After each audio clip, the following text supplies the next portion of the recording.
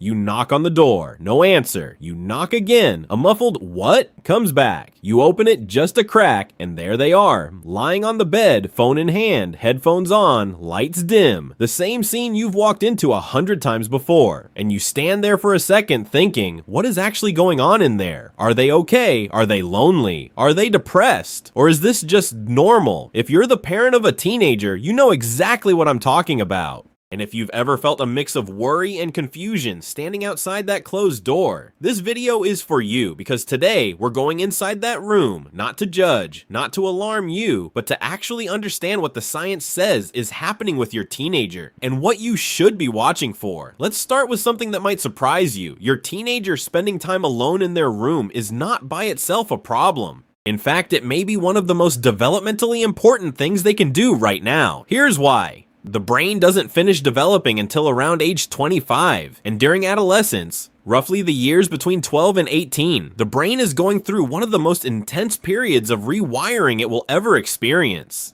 The prefrontal cortex, which is the part of the brain responsible for decision-making, emotional regulation, and understanding consequences, is still under heavy construction. Neuroscientists describe it as the last region of the brain to fully mature. What that means practically is this: your teenager is not just being difficult, they are living inside a brain that is genuinely different from yours. More emotional, more reactive, more sensitive to social pressure, and much more in need of processing time than the adult brain. And that processing, it often happens in solitude, in quiet, behind a closed door. Erik Erikson, one of the most foundational figures in developmental psychology, described adolescence as the stage of identity versus role confusion. In plain language, your teenager's primary psychological job right now is to figure out who they are separate from you, what they believe, what they feel, what kind of person they want to become. That work cannot happen in a crowded living room with the TV on and family dinner happening in the background. It requires a private space.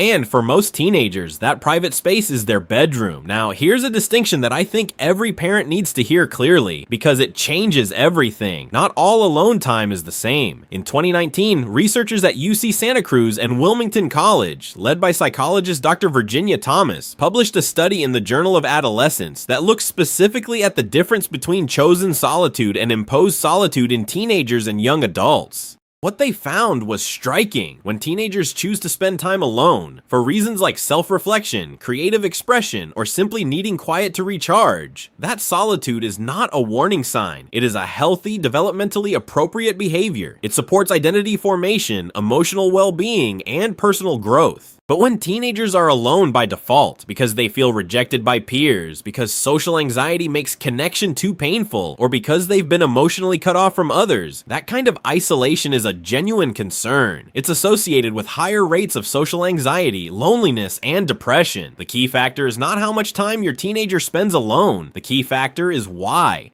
So before you worry, ask yourself, does your teenager still laugh sometimes? Do they still text their friends even if they don't see them much in person? Do they still seem interested in things even if those things mostly happen in their room? Do they still come out to eat, to talk briefly, to engage with life? If the answer is yes, what you are most likely witnessing is not isolation, it's individuation. Let me explain that word, because it's one of the most useful concepts in all of adolescent psychology. Individuation is the process through which a young person gradually separates their sense of self from their parents. Not emotionally, not forever, but psychologically. They need to develop a version of themselves that is genuinely their own opinions, their own aesthetic, their own values, their own inner world. Research on adolescent development, grounded in decades of work going back to Erikson and expanded by theorists like Peter Bloss and James Martia, tells us that this process of separation and individuation isn't a sign that your teenager is pulling away from you out of resentment or indifference. It is a biological and psychological necessity. Think about it this way. When your child was 5 years old, their identity was almost entirely constructed around you. You were their whole world. Their opinions were your opinions. Their sense of safety came entirely from your presence. Now they are 15, and something inside them is saying, who am I apart from my parents? What do I actually think? What do I actually want? The closed door is often that question made physical. They are not shutting you out as much as they are building something inside, an interior world, a private self. And that self will eventually, when it's ready, open the door and step back out into relationship with you, more fully formed, more genuinely themselves. A study published in the Journal of Adolescence, part of the Utrecht Study of Adolescent Development, found that separation from parents and identity formation are parallel processes in adolescence, not opposing ones. In other words, your teenager becoming more distant is not the opposite of becoming closer to you later. It is the pathway to it. There's something else worth understanding about the bedroom specifically. For most teenagers, their room is the only space they have full psychological ownership of. Everywhere else, school, family spaces, social situations, they are performing, adapting, trying to fit in or measure up. Their room is the one place where no one is watching, where they don't have to manage how they come across.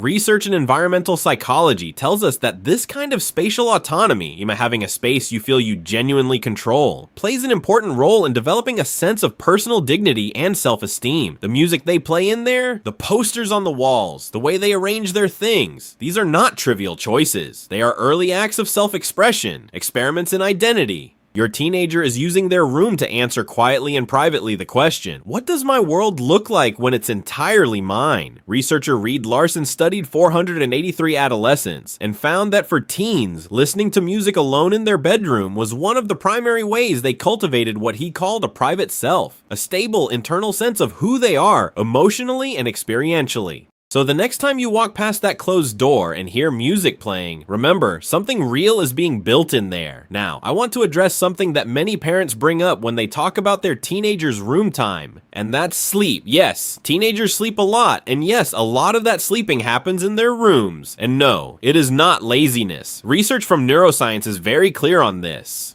During adolescence, there is a biological shift in the body's internal clock, what researchers call a delayed circadian rhythm. Teenagers' brains naturally want to fall asleep later and wake up later than adult brains. This is not a choice. It is biology, and more than that, the adolescent brain actually requires more sleep than an adult brain, because sleep is when much of the neural rewiring we talked about earlier takes place. A 2022 review published in Progress in Neurobiology found that the prefrontal cortex, that same critical brain region still under construction during adolescence, is especially vulnerable to the effects of sleep disruption, with potentially long-lasting consequences. So if your teenager is sleeping in on weekends, or seems to need more sleep than you remember needing at their age, their brain is not broken, their brain is working. Now, I promised you this video would also tell you what to watch for, because I don't want to be a person who tells you everything is fine and sends you home feeling reassured when your instincts are telling you something different. The truth is, the line between healthy solitude and concerning withdrawal is real, and it matters. Here is what the research consistently points to as genuine warning signs, not just a teenager being a teenager, but something that deserves closer attention. First, complete withdrawal from everyone, not just family. If your teenager used to have friends and now seems to have none, if they are not texting anyone, not connecting online, not engaging with anyone their own age, that is different from normal teenage privacy. Second, a sudden and lasting loss of interest in everything they used to care about. Hobbies they loved, activities they looked forward to, gone, not replaced by anything, just a kind of flat emptiness. Third, consistent sadness or irritability that doesn't lift, not the ordinary moodiness of adolescence, which comes and goes, but a heaviness that is always there, that seems to follow them even on good days. Fourth, significant changes in sleep or eating that go beyond the typical adolescent sleep shift, sleeping 18 or 20 hours a day, or barely sleeping at all, eating much more or much less than usual. Research on social withdrawal is clear. When these patterns persist for 2 weeks or more, they can be indicators of depression, anxiety disorders, or other conditions that genuinely benefit from professional support. If you're seeing several of these signs together, trust your instincts. A conversation with your teenager's pediatrician or a licensed therapist is not an overreaction, it is parenting. So practically, what can you actually do? The first thing is to shift from interrogation to presence. Most teenagers shut down when a parent walks into their room and immediately starts asking questions. How was your day? What did you do? Who were you talking to? It feels like surveillance, not connection. Instead, try proximity without demand. Knock and ask if you can sit with them for a few minutes without an agenda, no questions, no advice, just being there. Over time, this builds a kind of trust that makes the real conversations possible. The second thing, protect whatever small rituals of connection you still have. Dinner together, even briefly. A short check-in before bed. A car ride where the conversation happens sideways, without eye contact, which is actually one of the ways teenagers find it easiest to open up.